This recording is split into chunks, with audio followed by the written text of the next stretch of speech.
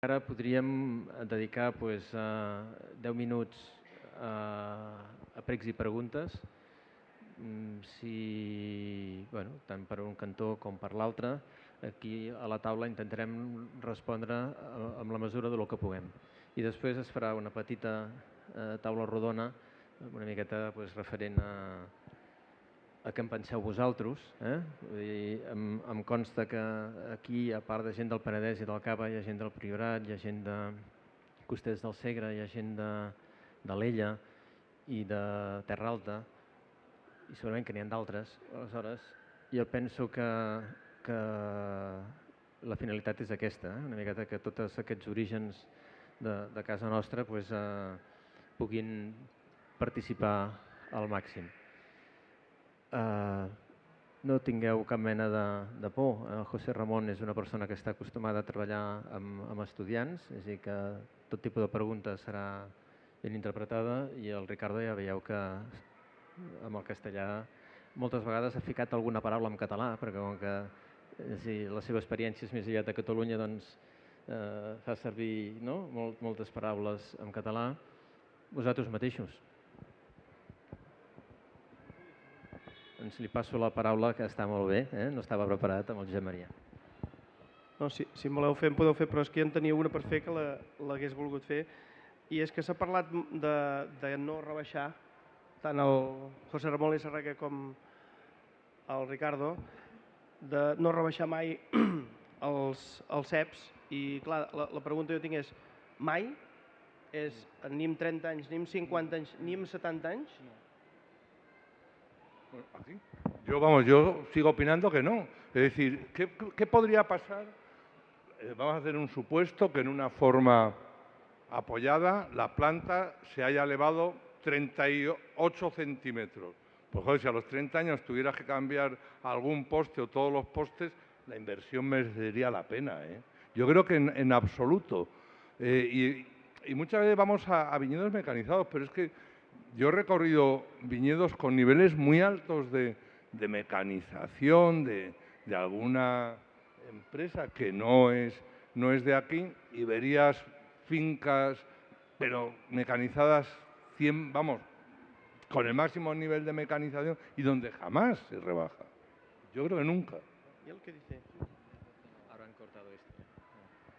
Ahora ya no. Io provo a rispondere. Lo que me siento de dire es que normalmente para mí mai es una risposta más fuerte, ¿no? Porque la mia opinione es que debemos siempre hacer i conti con la práctica. Y la teoría, en teoría, yo también diría mai. Pero si tengo un trabajante muy experto que sabe cómo hacer la poda, que sabe cómo decidir la lungueza, si hablamos de poda corta, de brocade, que sabe decidir si un año por este punto de este cordón, por ejemplo, si es un cordón de 6 puntos o si es un envaso de 6 brocadas, en este punto, por la distancia que está tra le gemme basal, la primera y la segunda, podo corto. No sé si me entiendes, solo sin mirar algo, porque yo tengo un poco de foto por ayudarme por la respuesta, pero yo diría que si yo tengo la experiencia o si yo tengo trabajantes que saben lo que hacen en la poda, no sirve cortar, no sirve rebasarse nunca. Pero está como se dice, se encuentra siempre en todo el viñedo un caso de solucionar prácticamente que yo debo hacer algo. Porque si, por ejemplo, es muy frecuente trovar en un cordón mucho más de un envaso, por lo que yo he encontrado, es muy fácil observar un punto donde arriba está la brocada del año y tú puedes contar fácilmente los años de la brocada precedente, porque escapada es subida muy, muy rápida, porque no estaba algo probablemente de podar por contener el alungamiento. Si son situaciones de canales, como hemos visto, muy bien, le fotos que el señor Luis Serraque ha mostrado son cordones fantásticos, ¿no? Tú ves estos canales que se va perfecto. Lì no se corta mai, nunca. Pero están situaciones muy frecuentes que el punto no es un canal que se va como un fusto de la planta, ma se va así, ¿no? Se va subiendo, es muy frecuente, yo creo. En estas situaciones, un razonamiento cuánto rebasar relacionado a la edad de la madera que yo andrò a cortar por reducir el efecto del disecamiento, sí. Ya está. Sí. Vamos a ver, el nunca efectivamente no existe.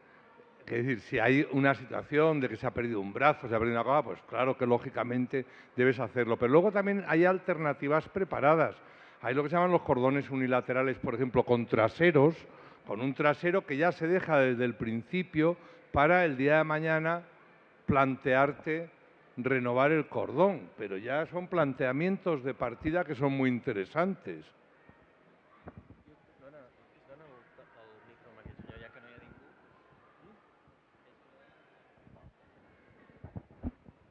Sí, mira, yo quería hacer una pregunta. En cultivos de viña en secano, también aconsejáis no rebajar nunca. Lo digo por el tema de la evaporación. Contra más alto, más alto tiene que subir la savia y más tiene que evaporar el agua, o sea, la planta. Digo que lógicamente hay un gasto de energía siempre que el alejamiento se produce, eso es obvio. Lo que pasa es que uno tiene que evaluar entre alargar y mutilar y romper la continuidad vascular, ¿cuál es el problema? Yo creo que eso debería entrar en una previsión en la formación de la planta desde el principio, ¿no? A lo mejor pues con cargas, o sea, el número de densidades más altas, pero no densidades más altas para incrementar el número de sarmientos, sino repartirlos la misma cantidad más plantas, que por tanto no tengas tantas estructuras permanentes colectivas, sino mucho más, me explico, individualizadas y luego pensarlo desde el principio. Pero yo los viñedos que he visto tradicionalmente, no sé de qué región eres tú. Hablo de La Mancha, por ejemplo. Pues yo digo lo mismo. Es decir, a mí me gustaría que no se alargaran excesivamente, pero La Mancha, que sí que han podado tradicionalmente a una yema vista y efectivamente la ciega, y son bastante longevas porque es una zona hasta ahora sanitariamente bastante buena, pero yo sería partidario de que las plantas crecieran de una forma un poco mutilada. Sí, sí. Més preguntes? Intervencions? Allà darrere, Joan.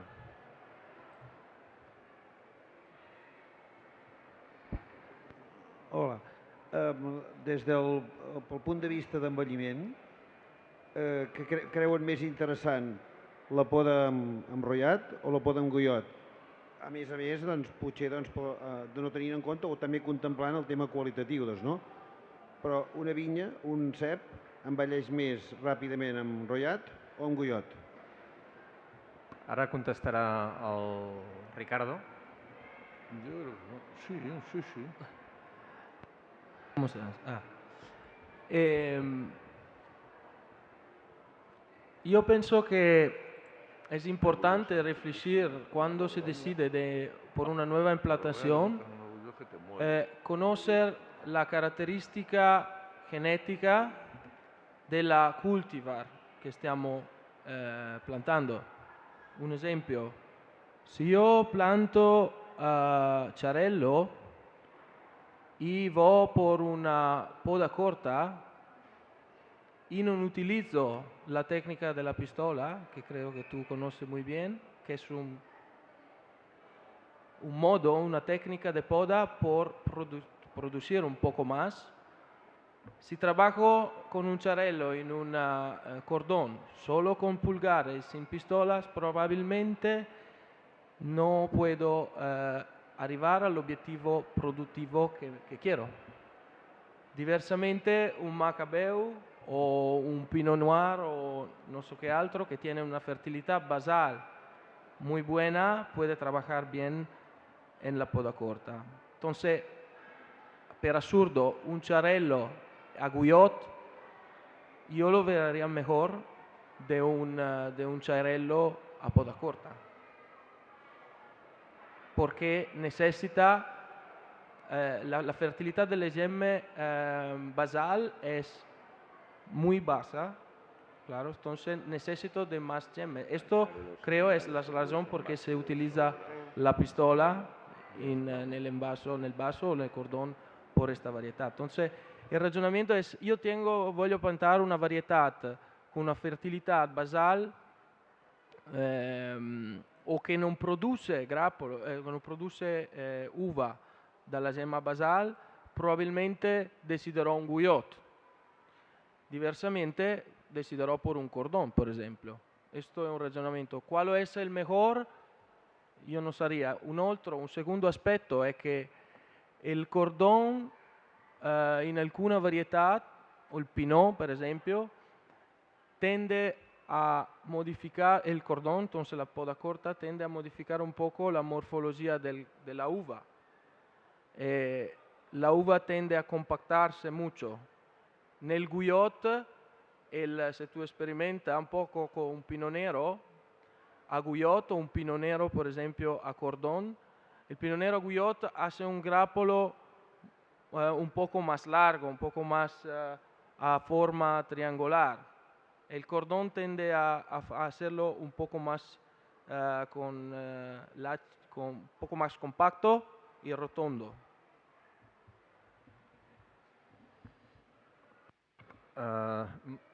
Molt bé. Segurament que hi ha més preguntes i podrem intervindre després, però sí que m'agradaria, perquè veig que la gent comença a desfilar, d'alguna manera preguntar, per exemple, a en Francesc Pasqual, que ha sigut president fins fa poc de l'Associació de Viticultors del Penedès, evidentment també de la DIO Penedès, com ho veus tu com a pagès, com a viticultor, aquest tema de que es creés una escola de poda per aquí a Catalunya, com ho veus? A veure, jo és una cosa que veig imprescindible. Actualment, com el sector de la vinya aquí al Penedès, tots sabem els marges econòmics que tenim i, per tant, amb el personal de poda que hem de disposar. I aquest personal és molt interessant que tingués una escola on anar i on pogués aprendre tècniques que sense cap mena de dubte ens influenciarien molt amb la productivitat, amb la seva feina. O sigui, poder sí que s'hauria d'incrementar una mica el preu que hauries de pagar o el cost que suposaria la formació, però indiscutiblement aquest preu després l'amortitzaries amb una feina més ràpida i més precisa. I l'actual president de la DIO Penedès, què diu amb això? Jo fa cosa de 25 anys vaig fer un viatge als Estats Units i recordo que venia amb la gent que anàvem, amb tota una colla d'enòlegs de Ribera del Duero i de Rioja, i entre ells hi havia el responsable del celler i de les vinyes de Vega Sicília. I recordo que fa 25 anys, això, jo escoltava com parlaven i parlaven de les corrents de la Saba. I jo la veritat és que no n'havia sentit a parlar mai de les corrents de la Saba. No, és que tenim que respectar les corrents de la Saba perquè passen per aquí, passen per allà. Jo vaig estar tot el viatge escoltant cada cop que parlaven per veure si ho enganxava. I recordo que fa 2 o 3 mesos o 4, no sé, quan hi va haver el Congrés del Cava, vaig sentir amb aquests senyors de l'escola italiana que van venir a fer una ponència i vaig començar a lligar caps. Després recordo que vaig comprar un llibre de poda francès molt interessant, que ara no recordo el nom, i vaig acabar de lligar més caps també. Encara me'n queden alguns segurament. Però jo sé que aquest hivern, per exemple, a casa, jo ja he fet un curset de poda als treballadors de casa basant-me en aquestes tècniques de les corrents de la saba, respectar les corrents de la saba, aprendre a rebaixar, no fer ferides grosses, si s'han de fer-les a una distància que en acabat puguis reduir aquell tros sec que s'ha format perquè no et formi un cono sec a dintre. O sigui, hi ha una pila de tècniques que probablement alguns dels nostres avis ja les havien fetes, però que o no ens les han transmeses perquè ells les donaven per suposades, o hem tingut un salt generacional que hem passat de podar tots personalment les nostres vinyes a tenir-ho de fer amb personal llogat. I clar, el personal llogat trobem el que hem trobat i de vegades no està prou preparat, però ens soluciona la feina. Ara ens soluciona la feina d'aquell any, però ens deixa una vinya que no està tan ben podada com si tinguéssim coneixements d'aquest tipus. Per tant, penso que és un aprenentatge que el necessitem. Jo podria afegir en aquest sentit que tu ho fas pel teu compte, nosaltres ho fem pel nostre compte i el lògic que seria que es fes d'una forma global, embarcada en un projecte i evidentment tot el que és gratuït no es valora, però sí que podria estar ajudat evidentment i que fos assequible pel viticultor que tampoc està passant els millors moments, però jo crec que has fet una valoració molt bona dient que la rentabilitat segur que la trobaríem. Bé, aleshores, si hi ha algú més que vol intervindre amb qualsevol d'aquests temes que s'estan parlant, jo encantat que aixequi la mà i se'ls donarà el micro.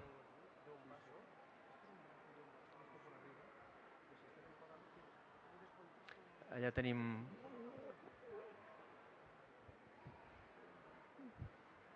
Bona tarda, vinc de Costers del Segre. Des del sector productiu sí que percebem sovint que els que estem a la vinya cada dia a vegades ens falten eines més teòriques o científiques. L'Incavi fa la seva feina, però jo crec que ja sigui al nivell de formació com de transferència de tecnologia a Catalunya no es correspon, diguem-ne, la producció científica o experimental amb la importància del sector a nivell econòmic. Potser sí que estaria bé fer un pensament de crear una càtedra de viticultura o de la gent que està al camp sobretot. O sigui, jo crec que actualment hi ha una carència, que és la gent que rebem formació més en l'àmbit d'agronomia o agrícola. Estem molt lluny de la gent que rep formació sovint en l'àmbit enològic. Aquí hi ha una divisió, com no passa a d'altres països, i trobo que potser un repte estratègic de futur seria mirar de crear, per una banda, una recerca potent pròpia, perquè, per exemple, no sé quantes tesis doctorals en viticultura es fan a Catalunya o quina producció científica hi ha a nivell de congressos internacionals en viticultura. Jo penso que aquí tenim un repte molt pendent. Hi ha hagut persones dins de l'Incavi que han fet una feina molt lloable, però que han sigut iniciatives quasi personals, no tant estratègiques, i penso que per aquí es podia fer un camí. No només en la poda, jo diria, per exemple, amb el tema de varietats, aquí a Catalunya sempre hem apostat sovint per varietats estrangeres, ara volem varietats autòctones. Qui està investigant realment què és el que necessita el país? Parlem de varietats, de poda, podríem parlar de sistemes de maneig del sòl, tot un camp de coneixement que jo crec que s'ha de recolzar des d'iniciatives més potents i institucionals. Agraeixo molt la teva intervenció. M'agradaria que hi hagués algú de l'Incavi. Jo no sé si n'hi ha algun de camuflat a la sala o sense camuflar, però podríem el sentit que pugui respondre a la pregunta amb coneixement de causa. El que sí nosaltres des d'Innovi volem fer, a més tenim el recolzament de l'Incavi de forma totalment oberta, perquè l'Incavi recolzarà totes aquelles propostes que siguin àmbit de tot Catalunya. Abans ja heu intentat que quedés clar. Tu vens als Costers del Segre i això fa que també tenim nosaltres molt clar que actes que farem en un futur els farem a casa vostra i un altre dia a Terra Alta o on sigui, fer un recorregut. Però des d'Innovi una de les comissions que hi ha, a part d'aprofitament energètic o qualsevol altra a nivell de mecànica, qualsevol altra, n'hi ha una que és molt important, que és viticultura. I dintre de viticultura, qualsevol projecte que sigui, ara parlem molt d'ecologia, es pretén que el Penedès sigui la primera denominació d'origen ecològica. Bé, doncs ho hem de fer-ho en base de tindre uns coneixements. Es comencen a parlar que sí, la unió del regne vegetal amb l'animal, però amb unes bases amb alguna cosa. És a dir, tota aquesta informació que moltes vegades ens hem d'espavilar. Com tu dius, d'investigació n'hi ha molt feta, però arriba a qui ha d'arribar i de quina manera arriba. Jo espero i confio, pels que em coneixeu i doncs, bueno, potser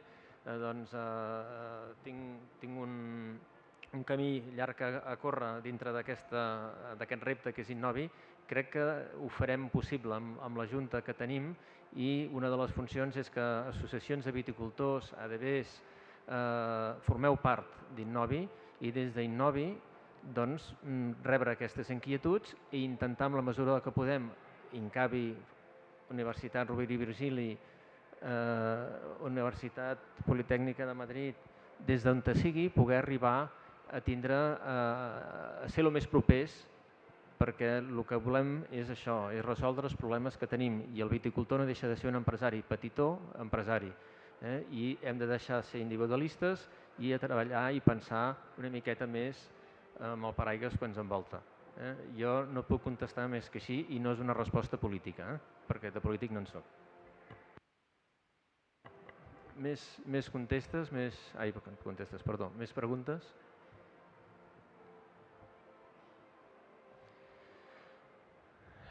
Bueno, són les 7:15, aleshores tenia i pensàvem que vindria algú de l'INCAVI a cloure l'event, no ha pogut ser, però tenim doncs en José Carlos Fernández, que sempre m'ha dit que m'ajudaria quan tingués un problema i com que ara el tinc, doncs li demano que per favor, com a persona que ha fet que d'alguna manera aquesta nova etapa d'Innovi tirés endavant de les mans de la iniciativa privada, ja sé que avui no volies cap protagonisme, però de mi et pots esperar qualsevol cosa.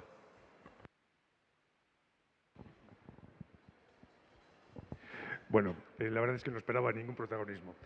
En relación a lo que habéis dicho, nosotros somos la iniciativa de formar la SCAVI, que es la Business School, que se nacerá a partir del año que viene con sede en Vilafranca y con espíritu de dar cobertura a todas las necesidades de management y de necesidades de lo que son conocimientos en la gestión para empresa.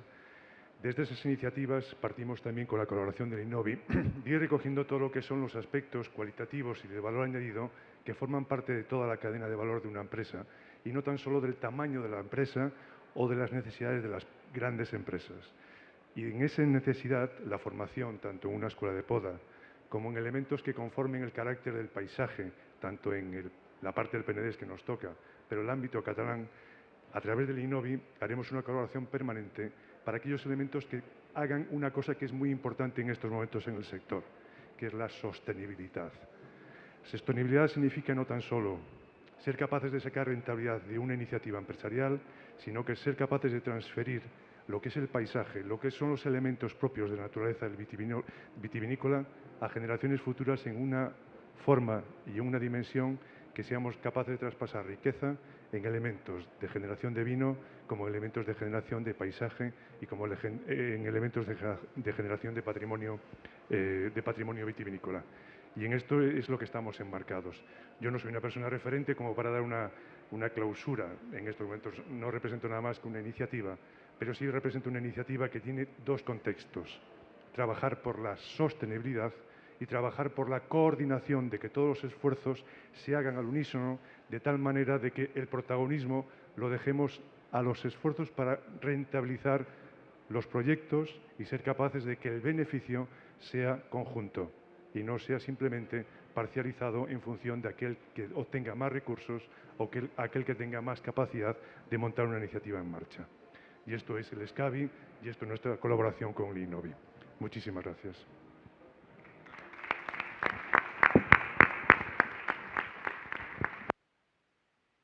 Pues es dona per acabat l'acte.